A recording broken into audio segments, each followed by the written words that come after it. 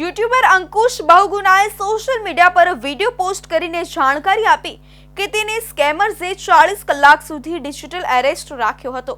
અંકુશે આ વિડીયોમાં કહ્યું, હું હજી પણ સદમામાં છું। મેં પૈસાની સાથે સાથે મારી માનસિક શાંતિ પણ ગુમાવી છે। હું માની નથી શકતો કે મારી સાથે આવું બન્યું છે અને લોકો સાથે આવું ન થાય તે માટે હું આ વિડીયો પોસ્ટ કરી રહ્યો છું।